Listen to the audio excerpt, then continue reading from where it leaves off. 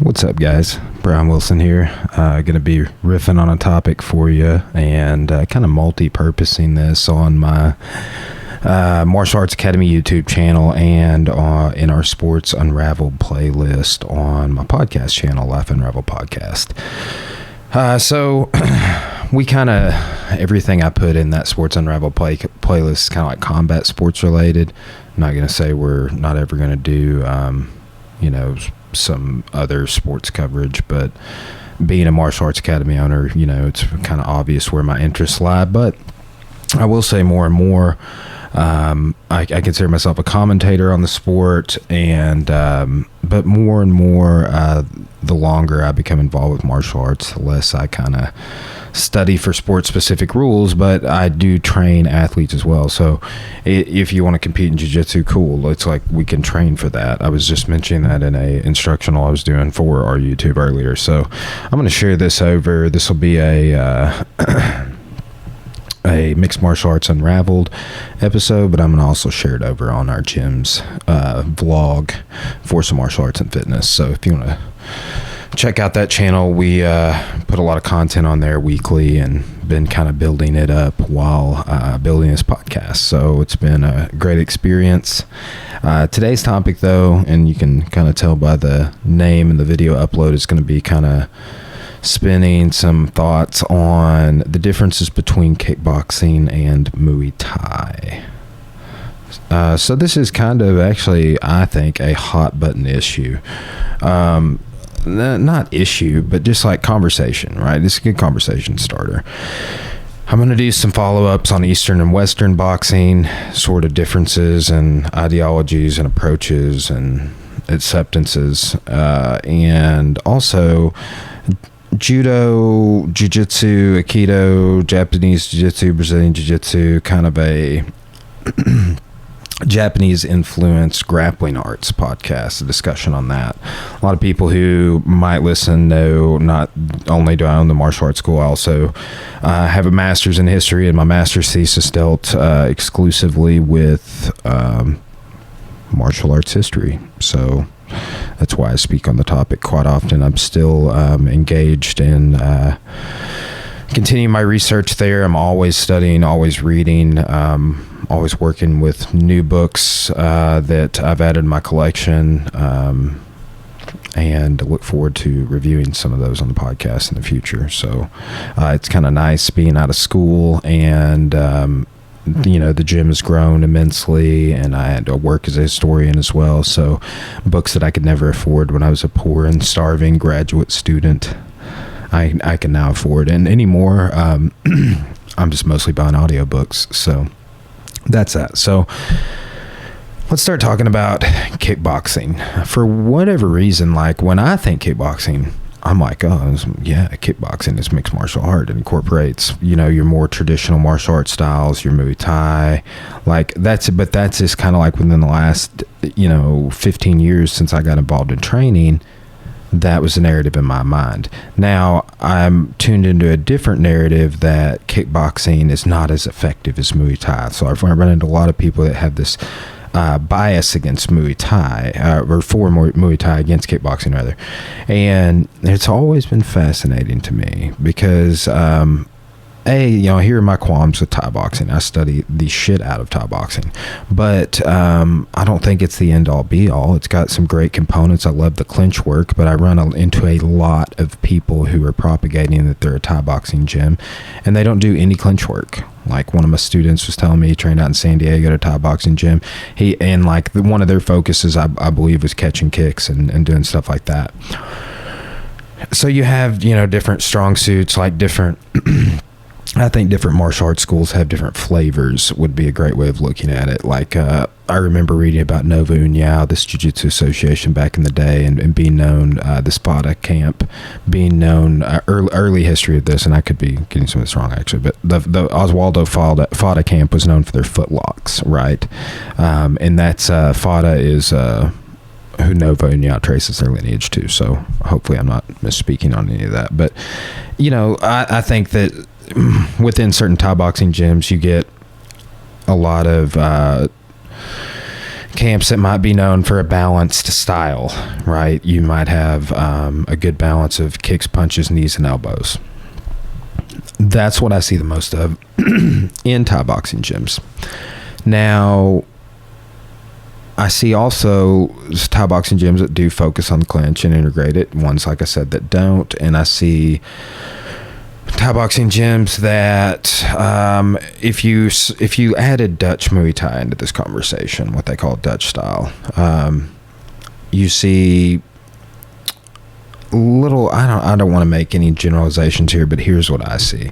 I see more boxing. We'll just leave it at that. I see a Thai boxing style that emphasizes Western hands more, and I do like the Dutch style approach a little bit more than the traditional Thai boxing approach. Now, I'll say this too, like I've studied, done a lot of seminars, have a lot of different books, have done private lessons, traveled and trained, and what I tend to lean towards is just like, for example, where I was going with that is like different books I have on Thai boxing, there are no spinning techniques, right? There's like a spinning elbow, right? There might not even be any side kicks. They're just techniques that anymore, and I think it's 2019 through globalization and technology and the internet, and we just have access to so much more information. Why would we turn our slant one way, right? So there's this guy I know that lived in Thailand, and he said he had just gone back there recently, and said he was posting on Facebook. He said he was at some fights, and he said 10 years ago you wouldn't have seen a Thai throw a spinning back fist or a spinning side kick in a Thai boxing fight. And it's like, why not? Why not? And he said now you are seeing it, and he thinks it's because of growth in the internet and stuff like that. It's like I was talking with a podcast guest yesterday about the growth, and it's like digital media. Like people proclaim to be experts in digital marketing. Yes, it's like, but it's like, how long has that even been a thing? You know, it's like I remember when Windows 95 came out. I was a kid, quite literally have grown up with it. So, but that's not the case for all countries and all parts of the world. And I don't know the history of Thailand's, you know, how much their infrastructure is networked with access to the internet. But I know it's growing more and more internationally, and I know that he was citing that as an example. I'm just using that as an example. So I think that, you know, when people hear kickboxing, they're like, oh, that's, you know, karate and taekwondo with Western boxing. Yes, that's how it started out, but it's like, also, I don't funnel kickboxing through a rule set. And like when I hear Muay Thai, I think like sport rules Muay Thai, but I also think like martial art self-defense, hobbyist practitioner and stuff like that, not necessarily strictly fighter. And that's how I think about all martial arts that I train, right? So my take on that is I think kickboxing is a more open end. Like with the kickboxing I teach in my academy we have a boxing club, so a heavy amount of emphasis, or a fair amount of emphasis on just like Western boxing, Olympic style boxing, work with the hands, drilling to make our hands better exclusively. In our kickboxing program, I'd integrate catching kicks, clinches, takedowns, sweeps, elbows. Like we have these system of blocks that we work on, and by blocks I mean blocks of information, and we're trying to work all the phases of fighting. You're out fighting, you're kicking range, you're moving closer, you can punch, you're getting into trapping distance, you're starting to clinch and grapple. And that is sort of my approach. And it's like, again, I'm running into accounts of these Thai boxing schools all over that they don't emphasize even all of the elements of Muay Thai. Now, yes, this is here in the West, but then it's like also mixed accounts of how Thai camps are working in the East. So I think that we should really honestly stop having an East and West argument. I'm going to be raising awareness about differences and similarities, and just telling everybody I train both, right? Like I study Muay Thai, I study Dutch style, I study Savate, Jeet Kune Do. It's like karate, taekwondo, boxing, kickboxing, judo, if it starts from the feet, I want to know more about it. Wrestling, freestyle, Greco. It's like that should be more the approach. And if you're doing kickboxing, MMA, that, why would you not take that approach? You know, it's perfectly logical. I like to use like when I'm teaching trapping drills in kickboxing, it's like right now we're doing a lot of Filipino martial arts and Wing Chun based drills, trapping drills, and it's just to get better at that. Like, hey, you're in this weird phase between boxing and clinching. Let's be effective there and have some tricks, and so we can get there and be in control and know things that are going to happen and what goes on. And I always cite, like when I'm teaching trapping to people, it's like Manny Pacquiao. Started studying Filipino martial arts, studying stick fighting and things like that. So in your Filipino styles, you have a lot of empty hand trapping is what I call it, and it's what it's been taught to me as. But some great resources on that, and again, keep an open mind in Eastern and Western styles, but like look into some Dan Inosanto approach to striking. Like I mentioned Jeet Kune Do, but it's like everybody knows his connections with Bruce Lee and stuff, but it's like his Thai boxing lineage, super legit. Chai Sirasut. He's like a 3rd degree black belt in jiu-jitsu, goes to Hickson Gracie seminars. I believe he's under the Machados. It's like his approach is the same as mine, and the reason my approach is that way is because of people like him. It's like, why would you not study everything you can, right? And put whatever label you want on it. But I do see some serious limitations with studying just strictly Muay Thai. But I study Muay Thai. It's great. I just don't call it that on my schedule. I don't tell people that's what I teach. And we get this sort of weird misnomer that kickboxing, again, is, you know, boxing with karate and taekwondo added to it. And my assertion with there could be really nothing further from the truth there. We're interlacing all of these styles. The approach is mixing striking systems for me, right? And I think that is very beneficial, right? It's worked out for us in our programs, and studying different styles that are specialized in different ranges for different reasons.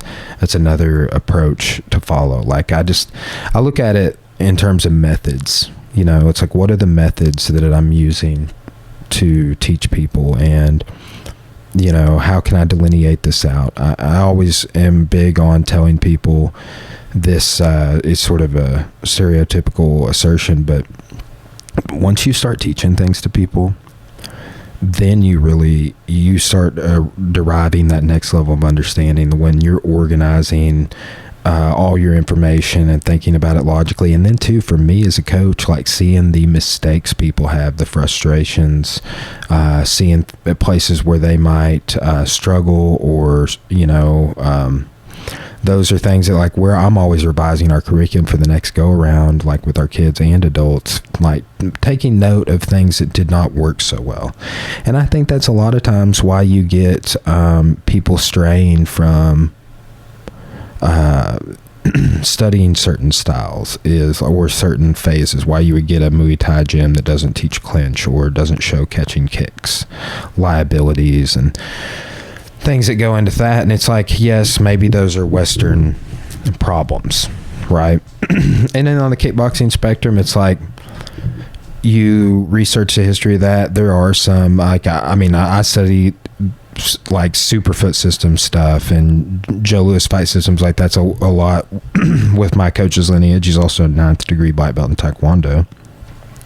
So again, it's like, he's also 4th degree in jiu-jitsu, Brazilian jiu-jitsu. It's like, you can't be closed-minded. It's like, that guy's produced Golden Gloves champions, knows more about striking, Zach's kicked me in the top of the head. I tell people, it's like, if I could get out of his wrist locks, I would, but I can't, you know? And that is, you know, my inspiration has been derived from having open-mindedness. I've been dogmatic in my approaches in the past and not studied leg locks and things like that. But it's like, at the end of the day, if you are a martial artist, particularly a mixed martial artist, I think that you should apply that approach to all that you do. And again, the follow-up topics we'll do on this is Eastern and Western boxing. And then also American and Asian approaches to jiu-jitsu and the culture, right? And what I mean by that is if you're looking at Japanese jiu-jitsu, judo, aikido versus Brazilian jiu-jitsu and the flows and connections and ties that sort of link them there. You know, it's a fascinating topic. I always cite Rickson Gracie as a black belt and or a Coral belt also, but he's obviously Brazilian jiu-jitsu, but in judo and aikido. And it's like, and we live in a time when it's like you would be ridiculed for training aikido, like if you're a jiu-jitsu guy. Like the jiu-jitsu culture is that. So I'm going to try and break down some of those stereotypes in these next couple of videos. So thanks for listening. Again, this will be in the Sports Unraveled playlist where you can get your fix on boxing, kickboxing, judo, jiu-jitsu, MMA topics, maybe some fight breakdowns and stuff. We've done some different things with that. But check that out. And then also I'll be sharing this on our Forca Martial Arts and Fitness YouTube page. We're trying to grow our subscribers there. So if you want to go on over and click the little bell and subscribe, we upload content about every week. Sort of been getting balanced out the whole podcasting and YouTubing game for just podcasting is kind of what I do on the side, I guess you could say, along with teaching history and, you know, teaching classes at the gym and capturing videos for that and doing that side of the YouTube. So, but it's all a serious labor of love and enjoy it. Appreciate everybody listening and the continued support. Please leave us a comment and thanks for listening. See you.